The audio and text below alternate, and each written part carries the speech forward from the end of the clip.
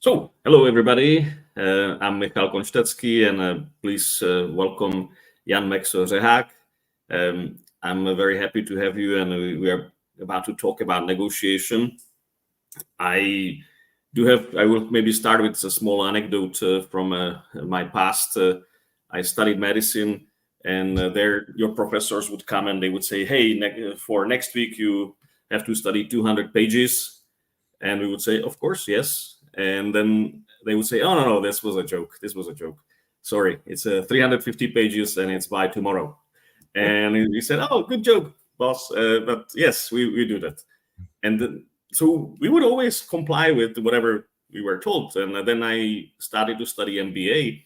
And the same situation, they would tell us, "Hey, 80 pages by next week." And we had a group of lawyers, and they would always ambush the professors, and they would start to negotiate. And they would negotiate down from 80 pages to 20 and in 2 weeks. And I had no idea that this is possible. I was always amazed by that you can really negotiate down the amount. I mean, in medicine, you cannot like skip chapter 3 and 4 because liver and spleen is not needed in this busy modern world. But I still get that the negotiation has been a very interesting thing, and maybe this is the key to success to the word. So, can you tell us, Mexo, about your way to negotiation? How did you become a negotiator? Hello, everyone. Thank you for inviting me here. Yeah, there is an interesting story behind that because I was my background is what you would say today probably business intelligence. It's theoretically informatics. So I definitely wasn't someone who would like to negotiate or even interact with people. And when I was something like 15 and a half, then I had a crush on a girl and I asked her to go out and she told me no. So my brain End of of story. someone business intelligence and informatics said, okay, that's a zero. And Yeah. how do I do that to get to one? That okay, who would know something about girls, about relationships? Probably some psychologist. So I started to learn everything on psychology I could get my hands on. And in 3 years, I had probably the equivalent of bachelor's degree at the moment. So, and then I liked the interaction. Then I liked the communication. This was my favorite part, was the communication, because psychology as such is boring, but applied psychology, that's something that could be interesting. And at that time, the only thing, there was actually two things that you could apply. First would be psychopathology, which you don't want to do because everyone who does that uses some pills at some point of their life. You know that as a doctor, probably.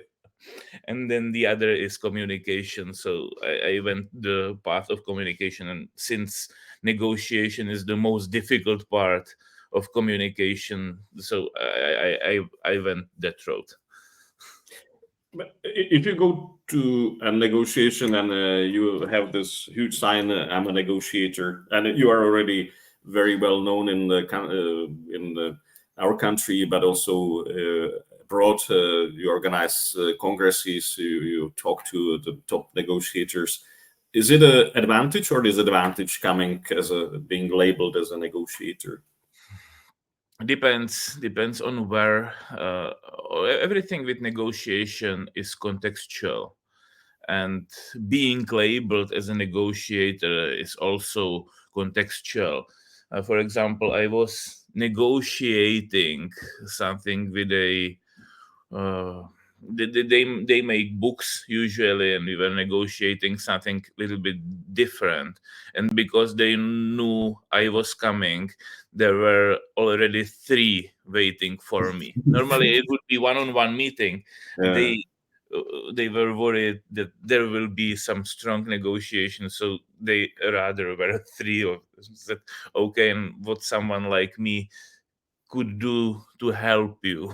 And they were really surprised that it's not gonna be some really hardball negotiation. I discovered you on Clubhouse. Actually, you had a fantastic program. I don't know if you're still on Clubhouse because I haven't been on Clubhouse for ages. But you heavily inspired me to read more books on that topic. I have a couple of books in my library which I actually read, not just to show off, and because of you. And then I also studied negotiations on Harvard. And they're like one of the biggest thing which I'm carrying from those studies were that you had to always do very good preparation for negotiation. And sometimes you misread the assignment, and you've been terribly beaten on that you misunderstood the assignment, or you have some kind of your own imagination of how things are. And sometimes they would even intentionally, sometimes they would intentionally play that you would think that 110 is a good price, and the other person will be told that 190 is a great price, and you are like ended up negotiations around 115, and you were like super happy, and the other person was like thinking that they saved like mega tons of money. What is your preparation? How do you have any cheat sheet? Do you have any kind of template? What do you ask? What do you prepare before negotiation? I strongly agree with that preparation is really important. Today it's said that about 85% of the success, at least in business negotiation, because crisis negotiation is a bit different. In crisis negotiation, the preparation is being prepared, because it doesn't happen that the bank robber would call you one day and say, hey, tomorrow the bank that's on the corner, we are going to take it out. So, and you read. Not happening there. So the preparation there is to be prepared. But in business negotiation, we can be prepared, and what we use in Negotico is we use negotiation canvas, which is pretty much all the difficult and all the most needed parts of negotiation on one page. It's something, it was inspired by Lean Canvas actually, and it's about negotiation canvas. I'm not sure if I have it here. Probably not, but I can send it afterwards. Yeah, that'd be great.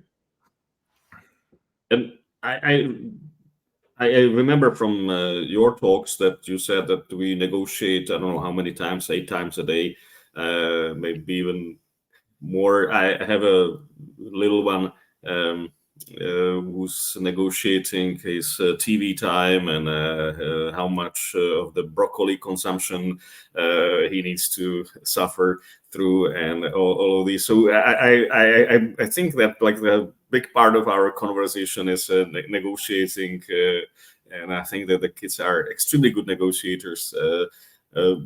Is there any difference you negotiate with men and women? Is this any? Do you have to? Are there any kind of different preparation, different styles, or? Well, it's always contextual. More than if it's a man or a woman, it depends, in my opinion, with what kind of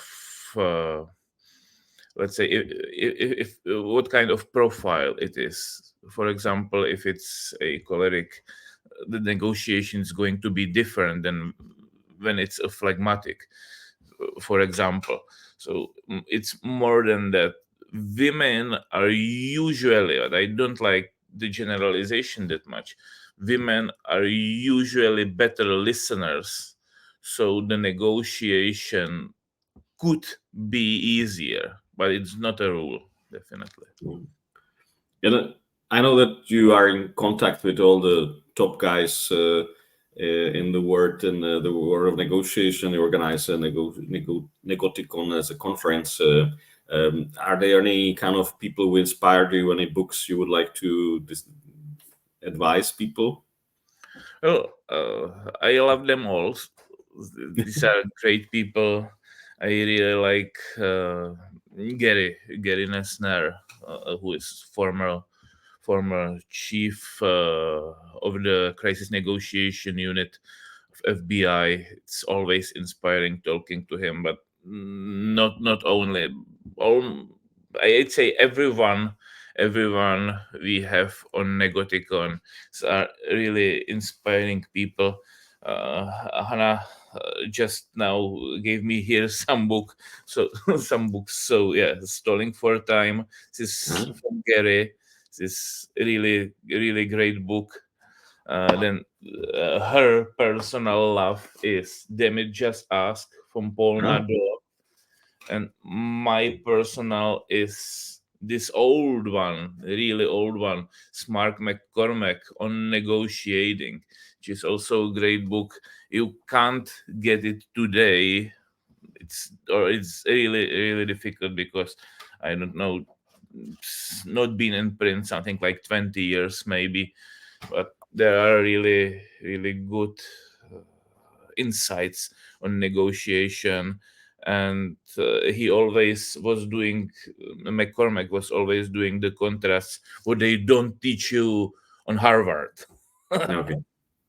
So because he was really practical, he used to negotiate all the advertising and the rights to Olympics, for example, and all the sport big events for millions and millions people on TV. So he was really great. And if you want some not that light book, then it would be this one, the Negotiator. This is French book, so it's not that light reading. I was surrounded by medical books, so I don't have so many. I have only The Never Split the Difference and Predictably Irrational. I think it was also some suggestion from you, and by Ben Ariely.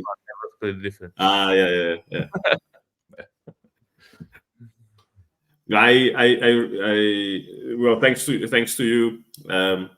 I have because I'm about to talk to one of your events. I started to have a lot of FBI friends on LinkedIn. I was initially like, "What happens? Why the people from FBI are friending me?" What did you do? What have I done? Why is there such a huge interest from their side? But then I realized it's because the negotiation passion. And I remember I was applying once for a job, and I was telling, and typically, actually, when I say I like negotiation, I like to study negotiation. I'm also kind of, if I don't have to negotiate, I'm kind of, I'm a little bit reluctant to do so.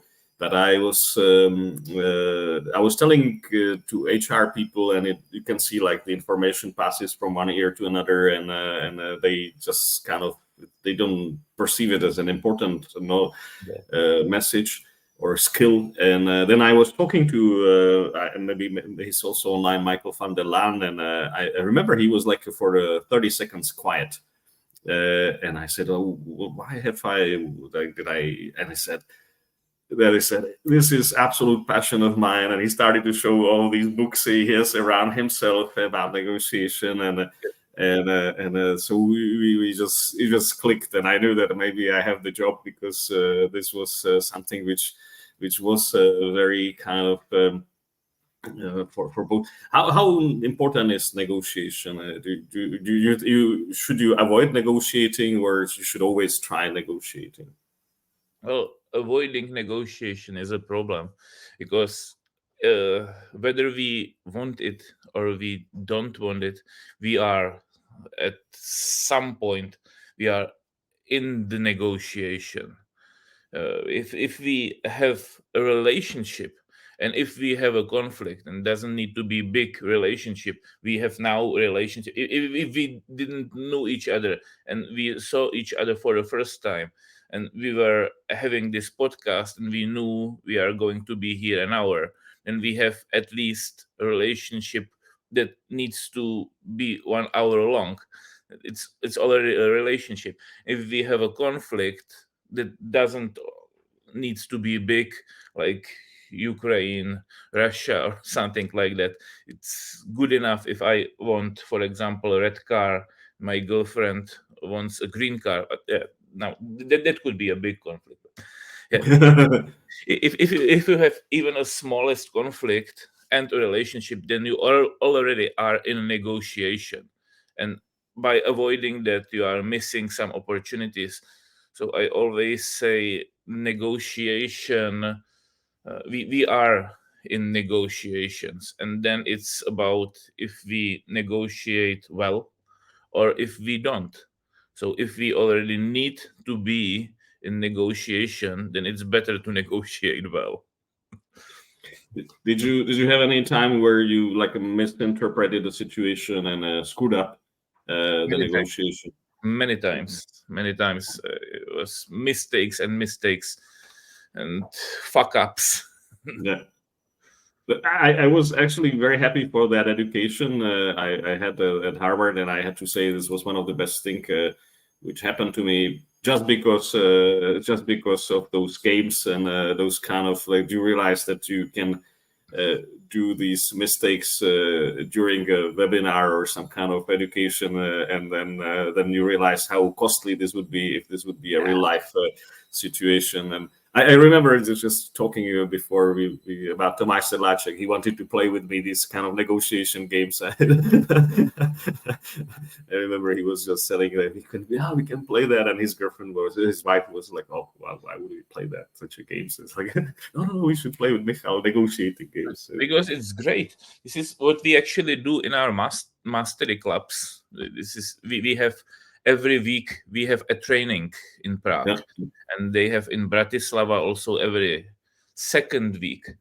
And what we do is we are doing this negotiation games, negotiation simulation, some case studies, and we usually have the first half. We have some small one-on-one negotiations, which are really, really easy, even for newbies. Then we have a networking pause, and then we have some group simulation, which can be really difficult. And sometimes the people say there is not enough information, we should have more. I say it is in business world, it is about negotiation. It's not that important as how many mistakes you do here, because you learn from your own mistakes. If you have 4 simulations in 2.5 hours and you are allowed to do 10 mistakes, and you probably already spared a lot of money. Tomáš is asking how much was your mistakes, if this came with some kind of price. Most expensive 2.5 mil from my own. Wow.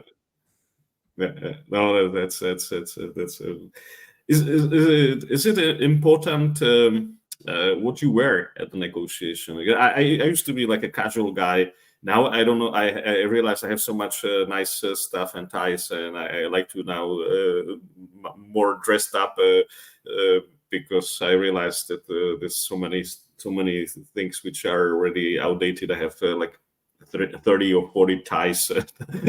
I'm sure I will not be able to wear them till the end of my days. So is it important to what you wear? What kind of watches? I wish to make a podcast about watches, because watches are the big thing in Switzerland.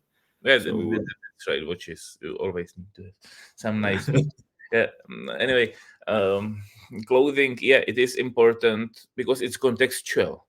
It is. What I personally like to do, I always like to do, if I have the choice, to be dressed a little bit less good than the other person.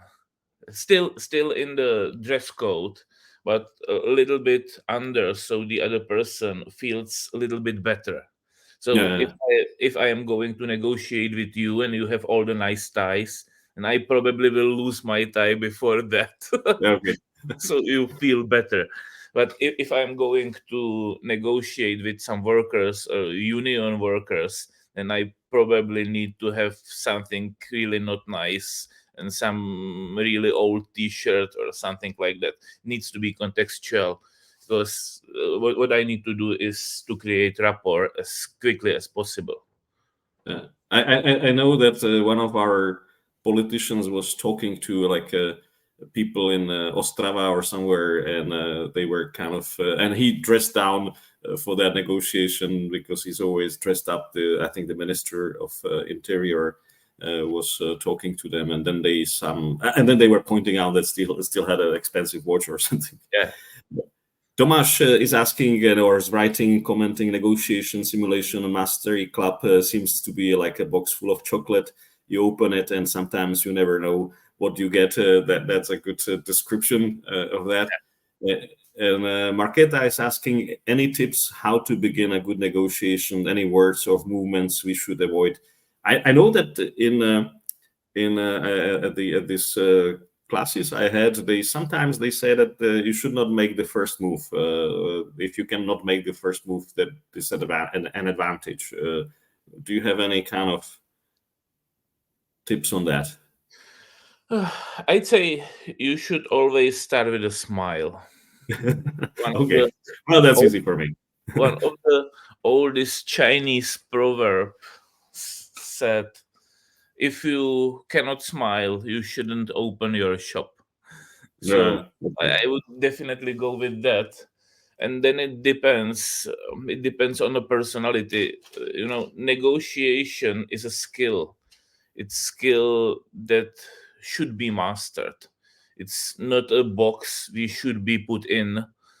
So for someone, it's better to make the first move. For someone, it's better to wait and make the counter move. Depends. I'd say there is no exact rule that would tell you that works in 100% cases. I don't believe there is many of those rules. I always, when they ask me for tips, I always say start with a smile, and then I really like what Gary told me once, and when I asked him what makes a great negotiator, or what's the difference between a good negotiator and a great negotiator, and he said, in my experience of negotiating the hardest cases all over the world, 40 plus years, it's actually three things only, and it is being likable, be trustworthy, and be respectful. And if you have those three, then you are a great negotiator, or at least on the way to become a great negotiator. How important is the emotional intelligence? Should be like is also like a negotiator, a successful negotiator, one type of the psychological spectrum? Are they all like people's people, or? It depends on where. I'd say in crisis negotiation, you need to have high emotional intelligence in order to create a bond, in order to create rapport. You also need emotional intelligence. In some cases of business negotiation, even sociopaths can be really, really successful, especially when these are one-off negotiations. Because there is a study that tells you that hardball negotiation could be more efficient if you go for one-off negotiation, only one deal. But if you need to have a long-time relationship, then hardball negotiation isn't that good idea. So it's always balance. No, that was my next question. Any kind of fault during negotiation? I know I was once in a job interview, and the guy started to shout on me, telling me some bad things that I didn't understand, and he was intentionally doing it, trying to find out my reaction under false created stress. and I could read that, but so it was not that difficult to respond to that. But then I had another one, and that one was not telling anything. So he would ask, "What are your weaknesses?" And I would tell like something I work too hard or something, some kind of very neutral weakness, and then he would not say anything for 2 minutes, and I was so uncomfortable that I started to edit more and more. And I think at the end of the day, I would probably confess that I killed JFK or somebody, because he was just not telling anything. It was just totally quiet. And is there any kind of like is there any kind of like a dirty tricks you use? You reminded me, we had a training, and we were doing these profiles, and we were obviously, usually it comes to cholerics versus phlegmatics. And because phlegmatics can be really scared when some dominant choleric goes shouting and having all the space and being loud and being all with the strong presence. And one of the girls there started to cry, actually, and we had a pause about 5 minutes or something like that, and we de-escalated that. And then we were going the other way around, and we were talking how phlegmatics are peace loving and how they like the de-escalation talk, and how they like the nice and easy flow of in the voice, for example. And it was funny because one of the girls there was the strong choleric, and she said, "I am really scared when they start to talk like that." She said, "For me, it's almost the same. It's scary the same way as the other was crying because it was too loud and too threatening." So for her was that much The other situation extreme. that much threatening. Just being quiet and being now nice was so threatening for the dominant one. Tomasz is writing us, being respectful, likable, and trustworthy does not necessarily mean that you agree with giving in or making some compromises. And this means the Star Wars like Empire decides to strike, you have to know what to do. Yeah, that's right. Is it nowadays a lot of negotiations, a lot of talks are virtual? Are there any differences from face to face, or what's your preferred way? Do you like to see people in person, or do you don't mind if they are on the screen without proper trousers or something? Well, in the online negotiations, in the online world, I have an advantage because I'm not a visual type. I am really auditive. So I really like to negotiate over the phone.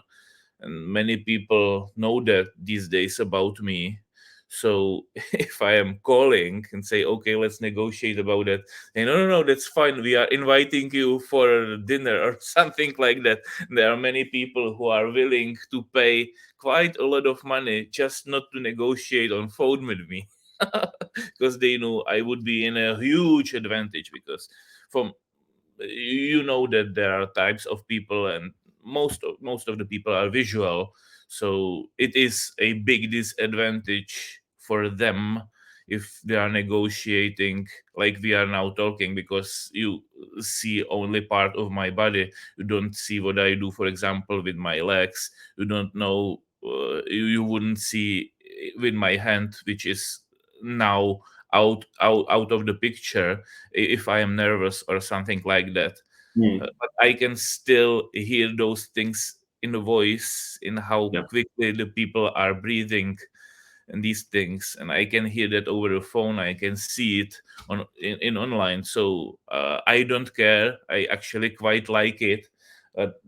Normally the normal negotiators, normal people don't like it that much, because the auditives are only something like 20% in the population. I remember No, you were saying now we about the voice and about the breathing rhythm, etc. I remember we had some boss who was a long distance runner, and he was always very proud on how low his pulse was, and he was always wearing some kind of intelligent watch with the pulse on it. And then he was telling us that there will be no restructuring, and his pulse was showed out on the screen. I was sitting across the table from him, and it was showing 100. And I know that he was around 45 in rest, and then when it's 100, I knew that there will be a restructuring for sure, and you It's could like really teeth out there and out. so you could give away. I know you were talking before about the different schools of negotiation that have been Harvard and FBI school. Can you explain the history of that? Um, Yeah. I thought this was very interesting. Yeah, there are basically two approaches. Obviously, these days the two approaches are merging. So today there is not that much of a difference. There are some differences between crisis and business negotiations, and we can talk about that later. But if you look at the schools with the approaches, so Harvard started basically as a preparation what will come next when Cold War will end, because every war uh, eventually ends, and it depends how, but there is always a negotiation, and the president at the 70s, I believe, the president of the US came to Harvard and said them, do or prepare some program that will prepare our people to negotiate when the Cold War will end. Mhm. So they started program on negotiation, the PON, which is Harvard, MIT, and Tufts, or was at the beginning, these three schools. Now today it's being franchised everywhere to the world. So, for example, Oxford teaches that program to UCL in the UK. I taught it there myself. So this is the Harvard approach, which is quite logical, quite preparation based, BATNA based, and the balcony based. Is what William Ury teaches in his book, Getting to Yes and Getting Past No. And then there is the other approach, and this is what FBI came with. It's actually a merger of two approaches, because there was the New York police had the approach. Okay, we give you a pizza, but you give me one hostage, and so it was kind of was not negotiation at this time, but it was bargaining.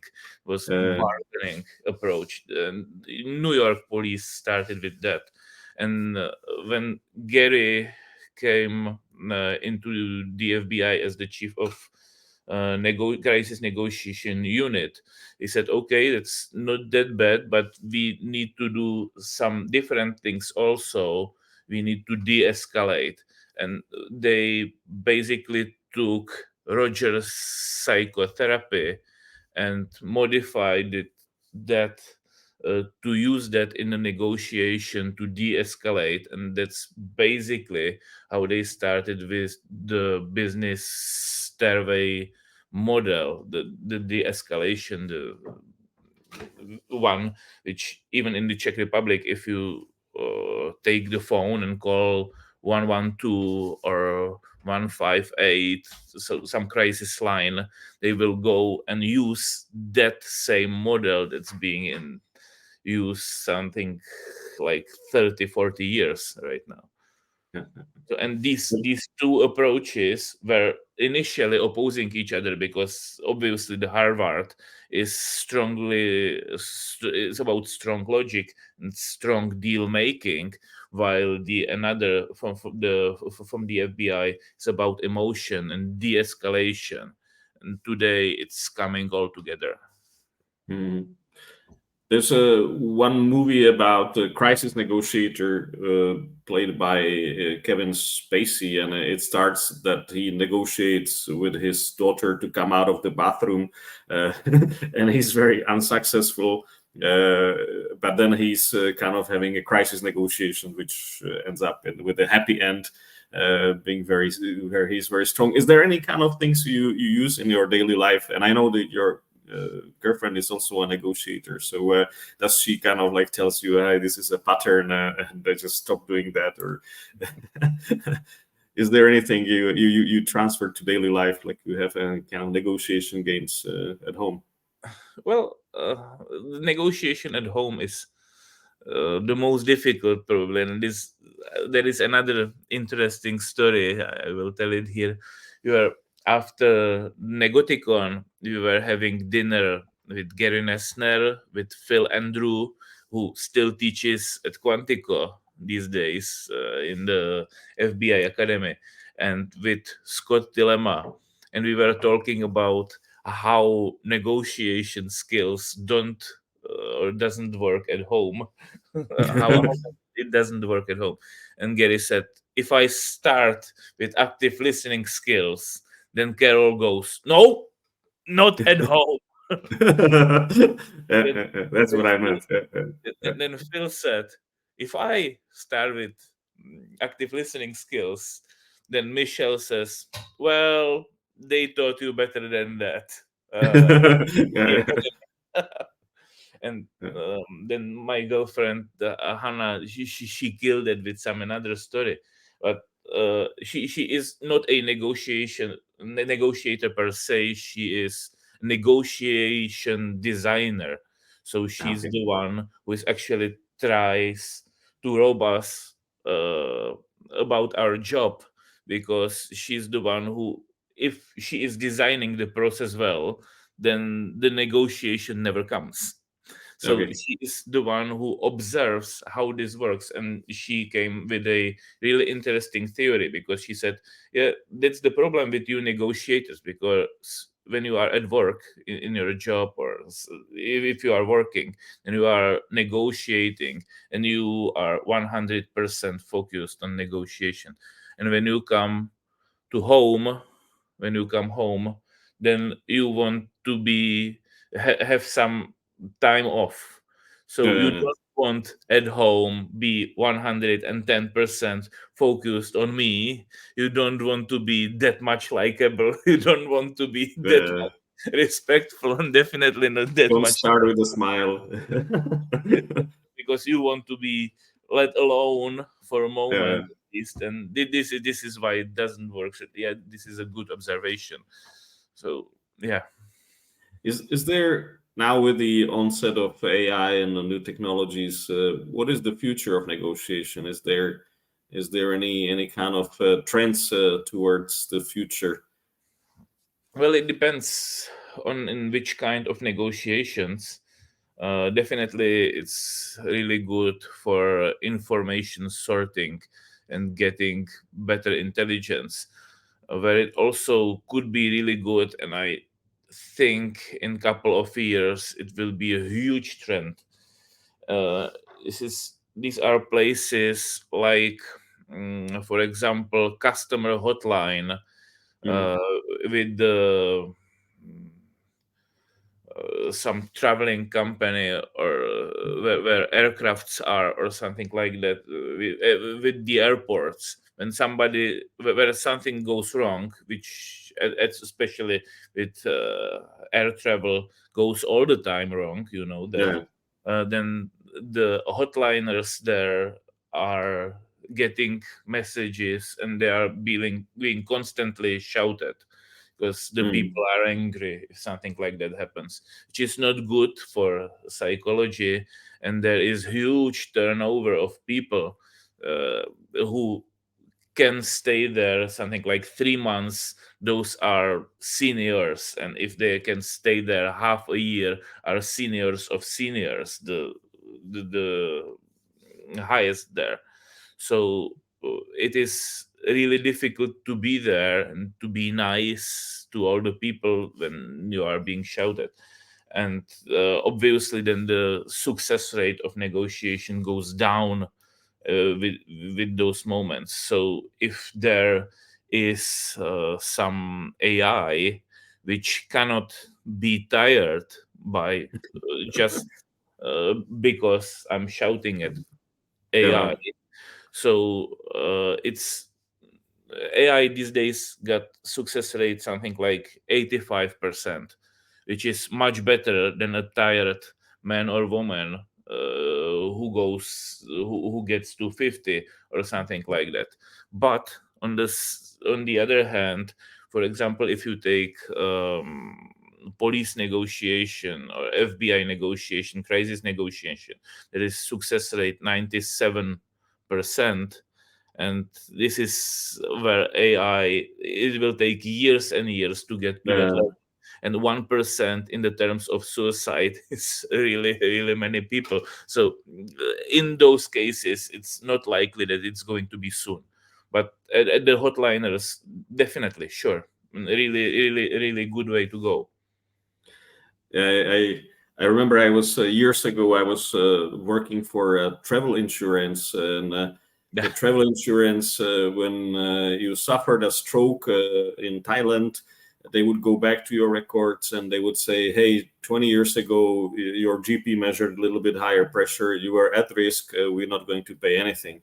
And then we had a lawyer whose daughter was 19, and she was with her 21 years old boyfriend in New York, and she had appendicitis. She was okay, and she was coming back. And the lawyer was a father, and he was shouting on the on the travel insurance so badly that they paid him to travel to pick up the daughter in New York and fly with her back. And it was totally outside of the books, but the personnel, they couldn't resist the threats and all these kind of pressure he was applying and threatening them. So this was it seems like a place where you would not be able to apply any negotiation, and still this was Tomáš is writing us actually negotiation at home works, especially if all family members are trained and skilled in negotiations. I don't know that family, such a families exist. At least they have to be used to your communication style. However, the worst thing what you can do if you suddenly start with the active listening and you never did before. One of my clients started with active listening while having lunch with his wife. It seems that you are really upset with me. What can we both do right now to that you would feel better? And I don't. This is Tomáš's reaction. So yes, probably you shouldn't start from acting differently at home. I actually was employing people who told me they are good negotiators, and I know that one of the Turkish ladies, and she told me she's a good negotiator, and I told her that to give me an example, and she said that they went to buy a car with the husband, and she negotiated like, I don't know, 25% discount about the salesperson. He was selling, please send back your husband because my head will explode if you talk any longer.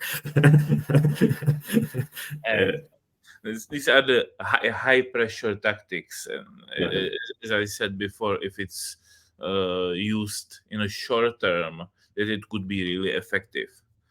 Not if you need to maintain the relationship. I was actually thinking maybe even like found a company, because of these high pressure individuals and especially ladies. I know a couple of them who have trying these skills, and I know that, as you said, this is a short term tactic, but if your kid has a bad grades, then you send some kind of auntie, and she will apply pressure on the teachers, and so I even thought maybe I will create a company which would be like a rent a shrew or something, but it was too. I remember that. Said that. It's so maybe somebody would have to like to join me for a business idea, and we would have like a high pressure negotiators collect them and use them for for discussions at the post office or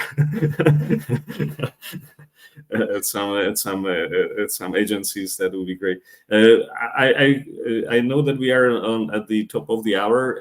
Is there any kind of things where people can meet you, talk to you, learn from you, negotiation? Can you promote yourself? How would somebody get in touch with you and have some benefits from your wisdom? Yeah, I don't know about the wisdom, but